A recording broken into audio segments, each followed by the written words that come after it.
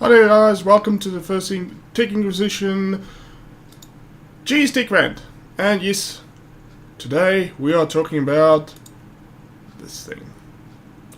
The new RTX 2080 Ti, 2080 non-Ti and RTX 2070 featuring a new Turing architecture from Nvidia with all its humdrum. Now, I haven't, since a couple of other GPU releases, I haven't seen so much drama on the internet. Seriously. Is everybody a fanboy or what?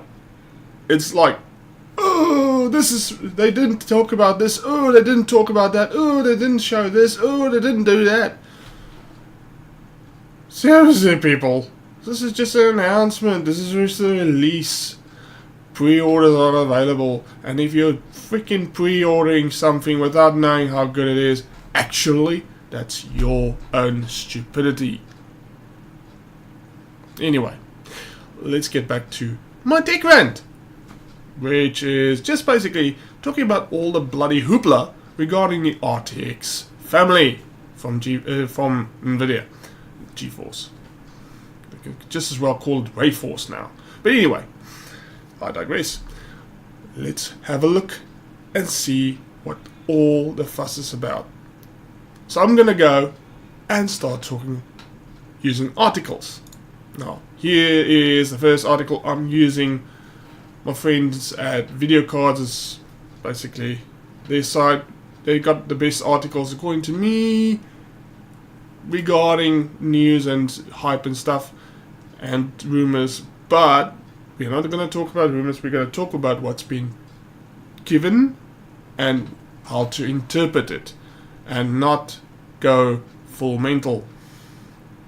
Never go full mental or retard for that matter. So let's start off when it was introduced to us. Now if you look at this clearly, okay, that was the presentation. It's recorded, it's not live anymore, it was live streamed, yes. And then there was a little integrate. And then there's all the bloody comments.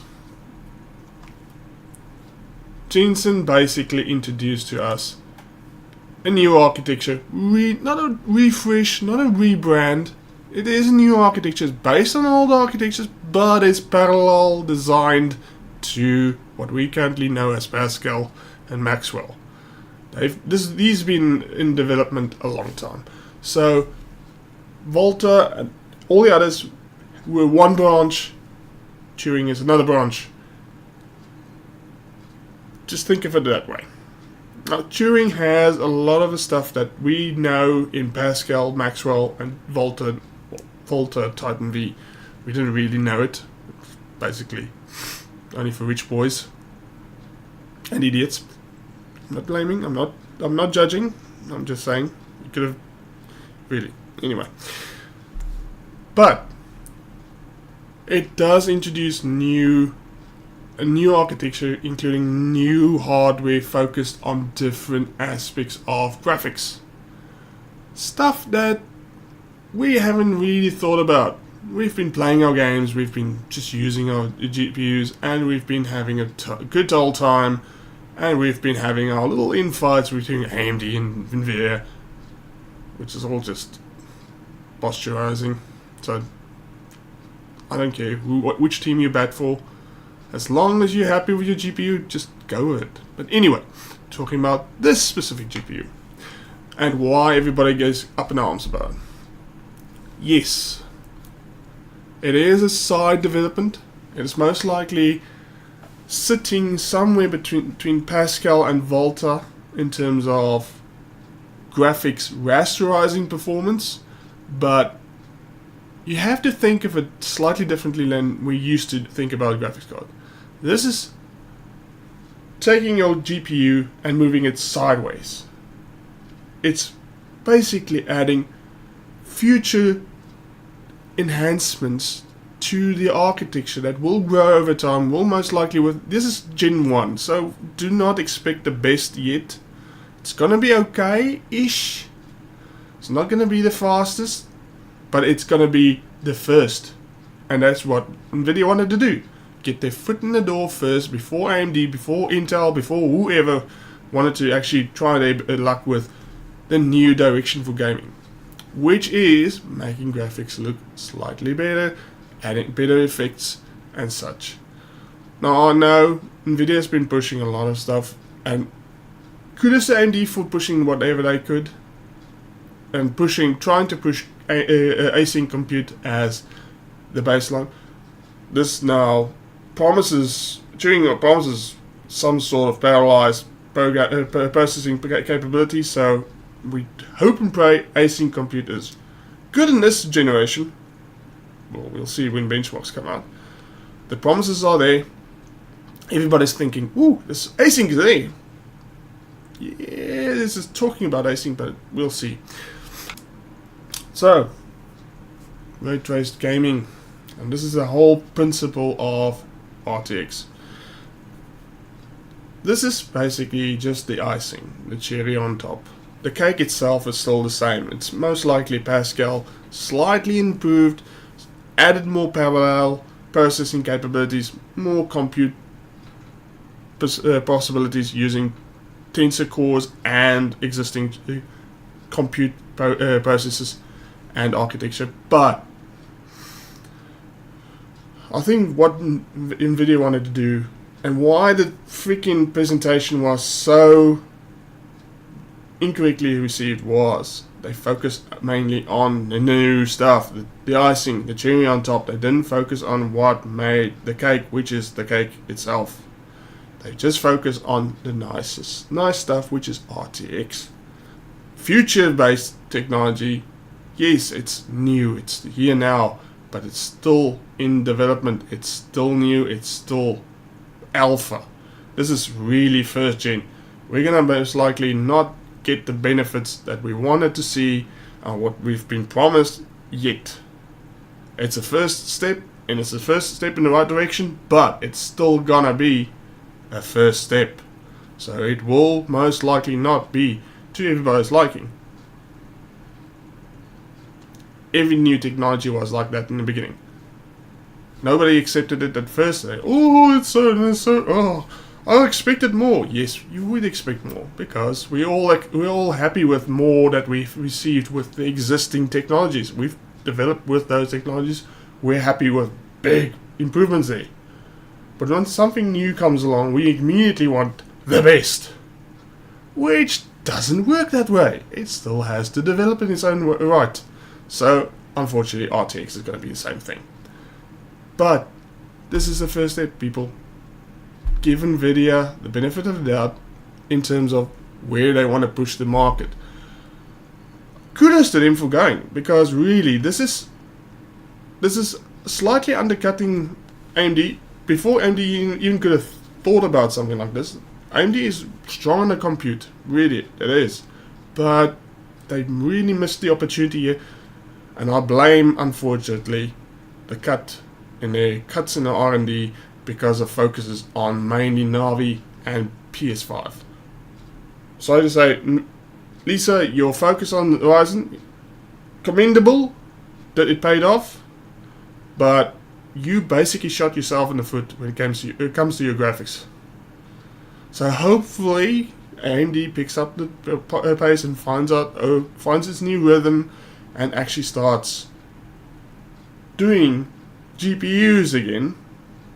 Although, as most companies who have two directions that they have to focus on usually suffer,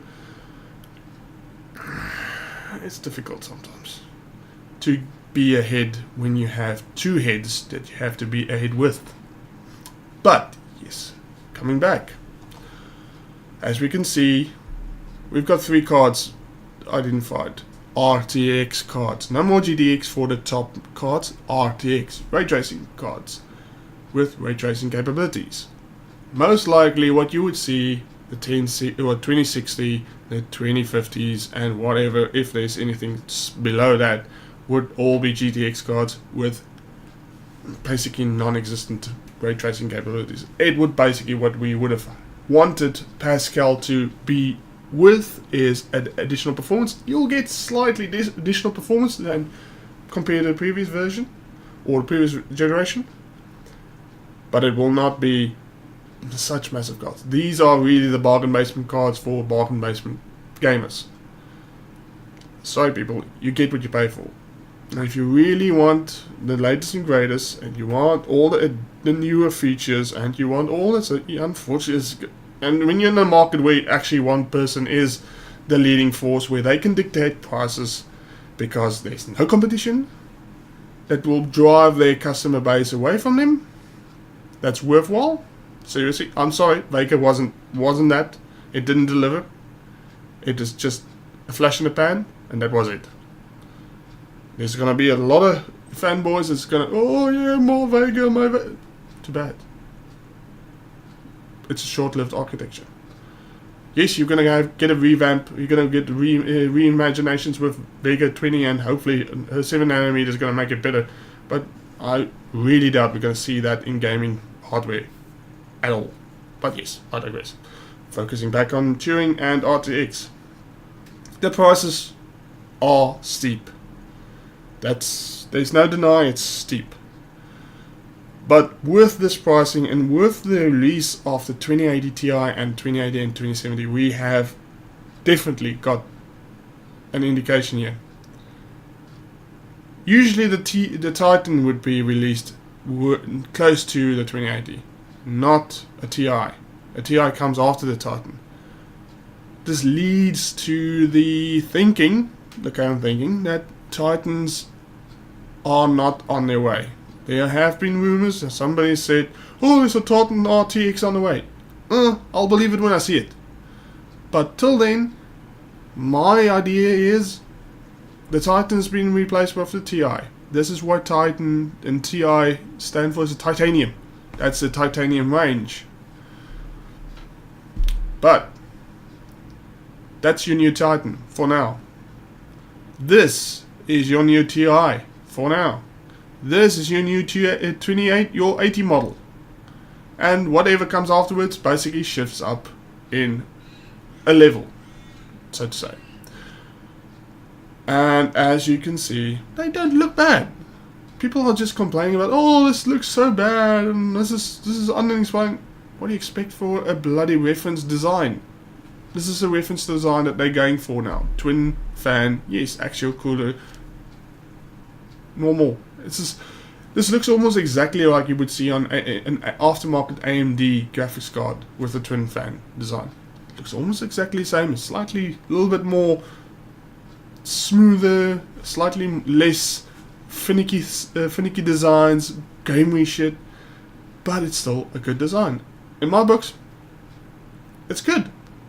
Although you are missing out on the OEM and smaller machines market where blower cards unfortunately are a necessity.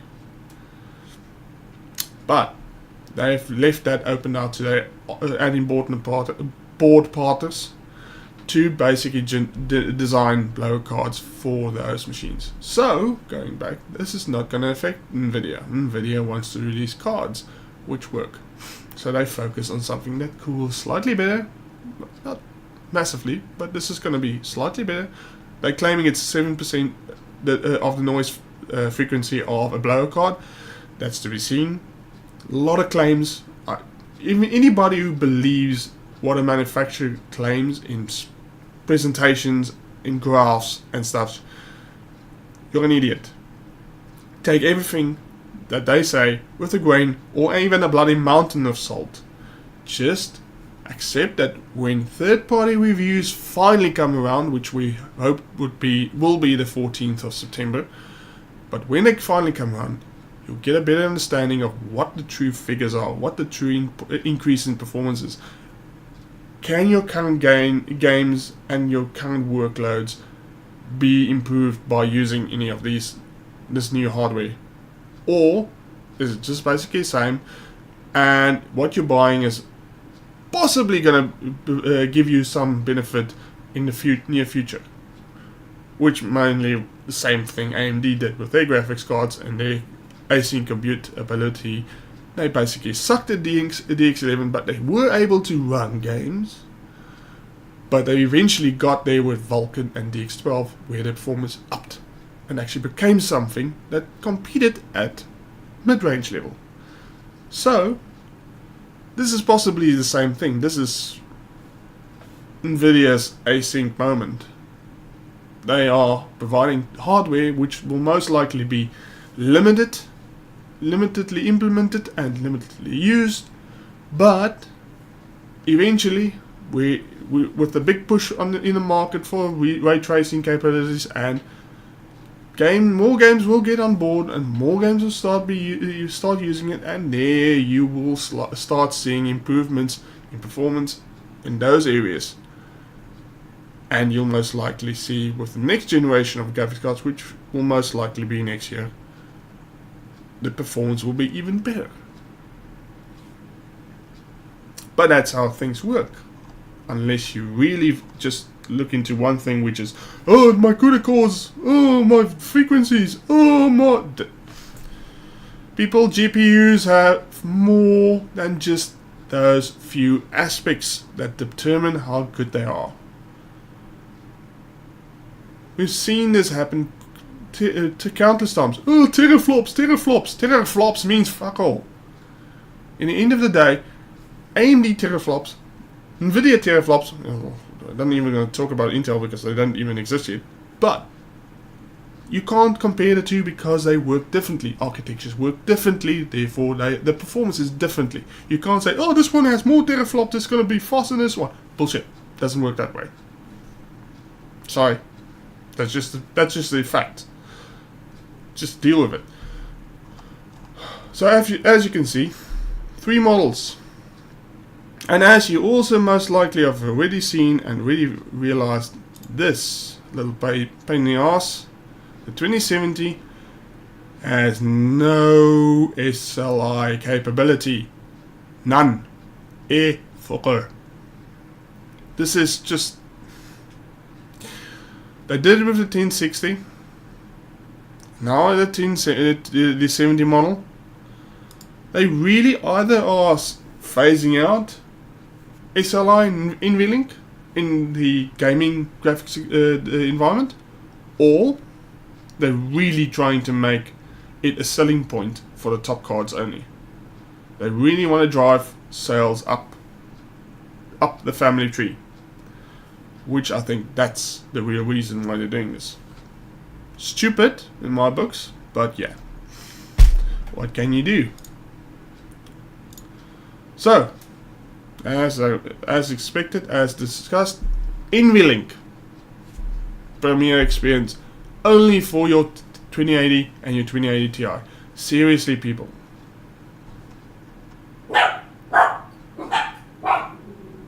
Sorry about that. My dogs are just going mental there. This is sad. I really am sad that Nvidia is trying really hard to make mGPU less of a thing. They're really actively working towards it. The developers are not supporting it. Nvidia is starting to make it really only worthwhile for the rich and the well-heeled people who can afford this. There was a time that Nvidia actually made this something that made any GPU in their arsenal able to become more than it was, and it worked pretty fine. But yeah, these days NVLink SLI is dead. It's useless. It's not worth it. Just don't bother with it. If you really do want to go with that, power to you. I don't really give a shit. So, overclocking, yes. Everybody's saying, whoa, overclocking is gonna be shit. Well, analysis has been that this is not a bad board. This is capable of some serious overclocking. The cooling is not bad at all. And yes, it comes out of the bloody Nvidia factory with an overclock already set. You've seen the base frequencies that's been reported, and then you've seen the Founder Edition reference cards in my books, Founder Edition clocks, which indicate clearly a binned GPU die sitting on that board with pre-applied overclock. So this is like you're going to see coming from any AIB. They're going to get the GPU, they're going to set their VBIOS to say this is the minimum that we want our GPU to run at, and the boost clock will basically be based on that minimum.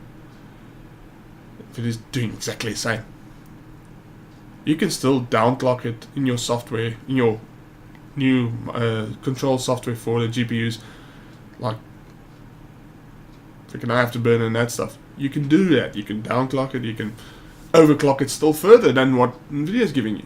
There's no stopping overclocking capability. People, stop making bullshit up. Seriously.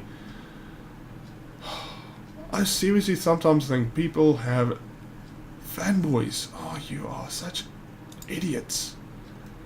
But yeah, I digress. And then, because we didn't get graphics performance in the main presentation, which everybody thought, oh, freaking hell, Turing is a freaking dud. Yeah, if you listen carefully, Jensen Huang said up to 50% better performance generally.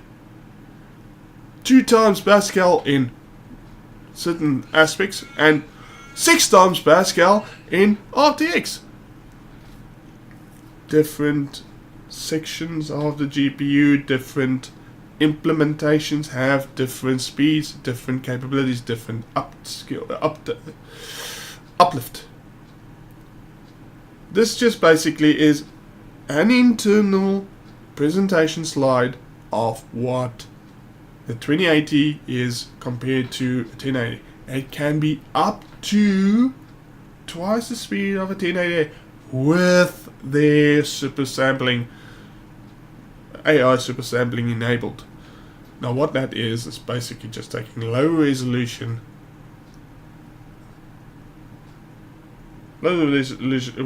blocks and then just basically working out how it's going to look at a high resolution, speeding up the process of generating those textures. So it is lower res textures being artificially expanded to high resolution. Now you can enable it, you can disable it. If you don't like it, then you can disable it. It's Nvidia giving you the ability to increase the gaming performance, increase the speed of the graphics for mainly the guys who's not going to actually care too much about, oh, this is the perfect representation of that little piece of texture. No, those guys are the guys who want to go play at 240 Hz, freaking esports. They'll most likely only run it at 1080p anyway. And they'll most likely run it at low resolutions and lower texture qualities anyway, because they want the speed. They don't really care too much about how it looks and how beautiful it's rendered. No, they want the speed because they want to react faster. They want to see faster. They want to kill faster. They want to do faster. Not so. For those who are purists in terms of how their textures look, you just disable it and use the up to 50% increase in performance, which is generationally almost exactly what you would have gotten from Maxwell to Pascal. Is also 30 to 50% increase in performance. Oh my word! It's such a performance shit. It is so shit. No, it isn't. It's just what you expecting too much. It's exactly the same as what you would have seen from Maxwell to Pascal. You just go, oh, this needs to be so much better. Yes, it's because you are putting that mindset there. You are thinking, oh, this is new architecture, must be so good. The guys did exactly the same with Vega. They expected, oh, this is a Pascal Volta killer, which turned out not to be. Temper your expectations. Curb your enthusiasm. Yes, there's a performance increase. What to be expected. It is, unfortunately, in the next generation. It's going to increase in performance. The amount is going to vary between generations, and it's always been the same thing. just shooting down something just because you didn't see something's gonna have to replace their bloody old card, and they're not gonna buy a freaking Pascal now with this thing out. That would be stupid. If you don't have a Pascal yet and you're upgrading, you'll most likely buy a Turing card. You're not gonna buy a bloody Pascal secondhand just because the performance is not so great.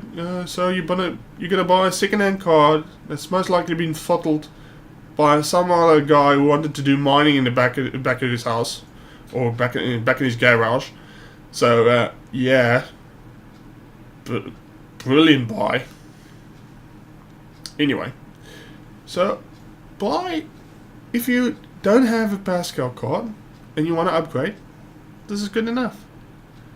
It actually adds some performance increase, and you have the capability to run new features, which will be coming down the line eventually. It's not there now. It's everybody's patching. Yeah, these guys gonna be 40K, 4K, 6 years. Yeah, they've been promising that last generation also. This might be closer, but I'm still to wait for benchmarks that prove it. Real benchmarks from people I trust, not Nvidia, not AMD, not Intel. I trust people who've proven themselves in industry. That's given proven benchmarks and results. I'll believe their results before I believe any manufacturer's results claims. Anyway, I digress. We move on. So, this is a sample of the die that I showed you, that one. I went on a click frenzy. This one. So if we go back to that one, you'll see this is the TU102. The 102s are usually the ones that we expect to be the Titans and the TIs.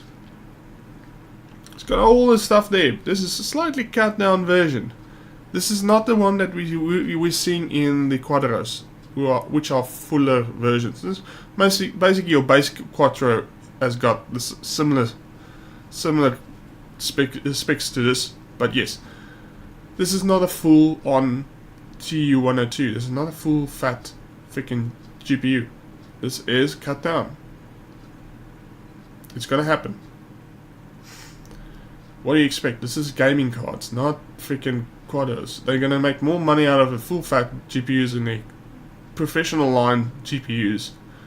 Then they're gonna get the same amount of money from fanboys and gamers in gaming GPUs. Doesn't work. It's economically a waste. And they're introducing new basic software, which is like talking about Nvidia scanner. Now, Nvidia bringing out new software when they still haven't upgraded their control panel since Windows XP days. Yeah, I want to see that first. But anyway, the new capabilities for overclocking is there, and software seems to be updated for it already. That seems to be working with it. How good it is, we'll have to see when we actually get our hands on it ourselves, and viewers get their hands on it and actually use it. They can show us what their experiences are. So at the moment, this is a moot point. I'm not going to waste my time on it, but yes, there's some nice features coming along. And then you will get the shading performance versus Pascal. Typical Nvidia graphs where they are showing relative performance compared to a previous. Now, we do not know if this is a 2080, a 2080 Ti, or whatever GPU this was in the family. So again, a mountain of salt. They're claiming a lot, but we will see. Now, I can see why VR market is going higher. The new architecture with the parallel processing capabilities and the way it's designed is really actually aimed at VR. Yes. Desktop graphics will get an increase, but VR is going to get a lot of increase. This is aimed at second generation VR, and I'm gonna expect that the second generation of VR headsets is going to actually perform very, very, very well with this. But that's just my thinking. So, Sniper Elite, Deus Ex. Taking this is one of the newer models of Deus Ex, not that old game, that blocky, grainy thing. Hopefully not. SOW, don't know. 3D Mark. Now, 3D Mark is something we know. Most of us know. It's a good graphics benchmark. Now it just depends. It's the 3D Mark DX11 or 3D Mark DX12, aka Time Spy. I'm gonna go with DX11 for now, because DX12 usually is not. It's a little bit more difficult to do than DX11. So I'm just taking this as I don't trust them for shit. So up basically 60% increase in performance on DX11 is not bad.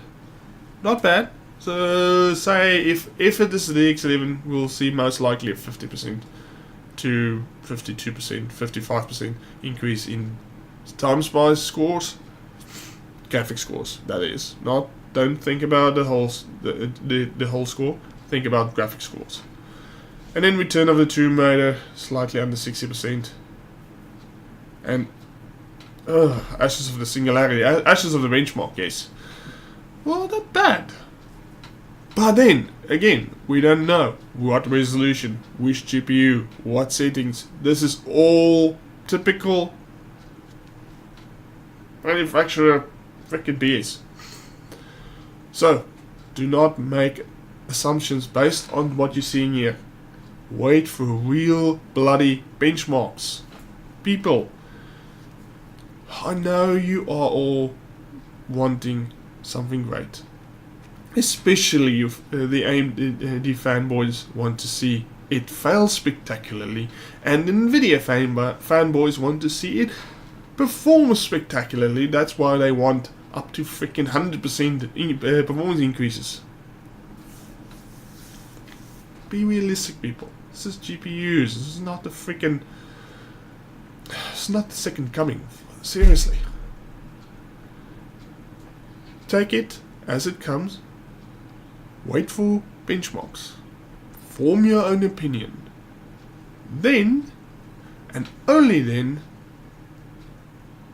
make up your own bloody damn mind and buy what you want. Seriously, it's not that difficult. This is what's being promised. We will see if it's gonna be delivered. Then, everybody can lose their fucking shit on the internet. Because seriously, in the last couple of weeks, that's all that people have been doing, is losing their shit on the internet. Based on nothing.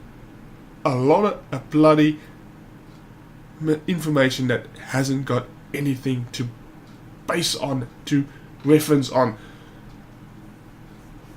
Relative performance benchmarks given by a manufacturer is not benchmark information, is not anything to work with, because relative to what? Oh, previous Pascal. Oh, no, doesn't work that way. We want clear bloody numbers that say this one is getting so many FPS, this one is getting so many FPS, this is the difference, this is a percentage increase. That's it. That's clean, easily understandable, not so difficult. Nvidia has not delivered that yet. They won't, they never do. So it's up to the reviewers to eventually get the samples, get the testing done, get the benchmarks set up, get the results up to you, and you to make your own informed decision, and then you can decide to buy. For those who have pre-ordered, I really hope you are happy with what you bought, because yes, you can send it back, you can return it, although in certain countries it's more hassle to return something than it is to actually buy something. So the general rule of thumb is, every time something new comes out, Do not bloody pre-order. Don't go there until it's proven itself, until it's after you've found out that if it actually delivers what it's promising and how good it really is, not how good it's claimed to be. Then if you're willing to part with your money, they are hard-earned money which those companies are after. Seriously, that's why this marketing is like this. It's just to get you to part with your money. If you are willing to part with it, based on this information that you have clearly received and clearly understood, then by all means go for it. But please don't go around and tell everybody, oh, this is so shit. No. You guys are all going off and creating a whole lot of hoopla for nothing, about nothing. Just take it easy. Wait for the results, wait for the benchmarks, and then when all is said and done and all is worked out, we will be able to see for ourselves and be sure about how we want to perceive Turing going forward. What it is for what it really is, not what it's claimed to be. Yes, it's promising a lot of stuff. We will see if it actually delivers. But till then, don't be stupid. Don't go claiming stuff. Don't go making up stuff. Because I've seen on the internet and on the comment sections other people claiming the weirdest things, making the weirdest assumptions. People who think they are intellectuals, yes, you know who you are, who claim to provide this information, who make these bold claims and make these statements and then have nothing to prove it with.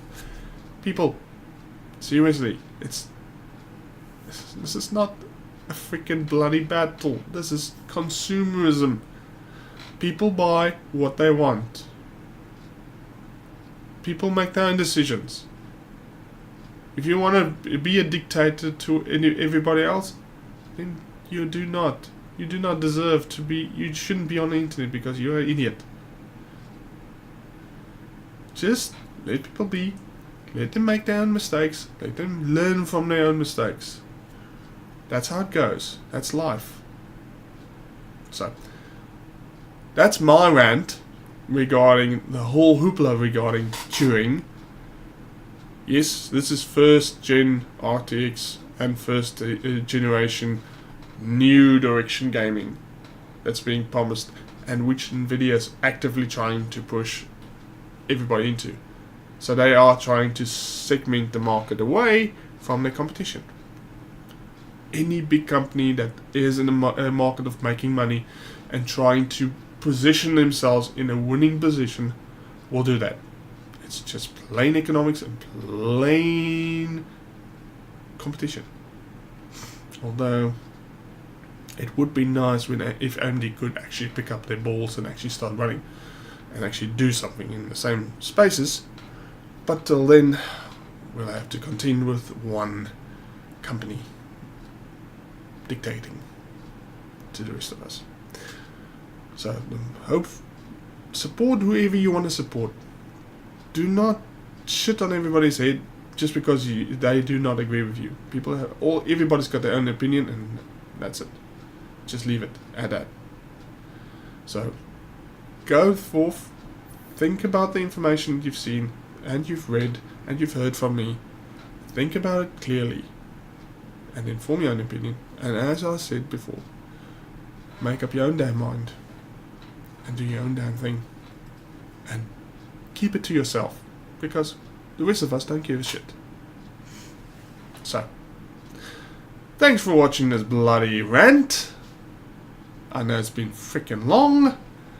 Most of you has freaking most likely tuned out, but if you did watch it to the end and did enjoy it in some way, I seriously don't know how, but if you did enjoy it, please consider subscribing and clicking that like button. If you don't like it, just give me feedback. And also, yes, because I have announced the Rant or the Roasted G series, give me feedback in the comment section below. Let me know what you think about Turing, what you think about this video, What do you think about? Yeah, I'm gonna open up this now to a big can of worms. But what do you think about this channel?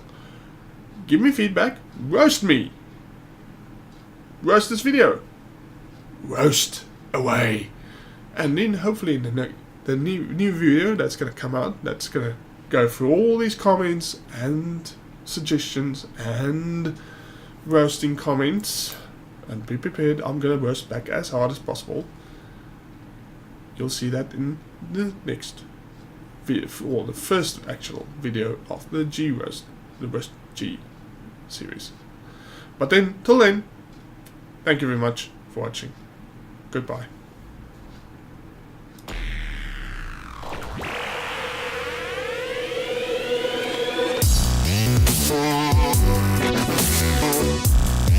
Geforce.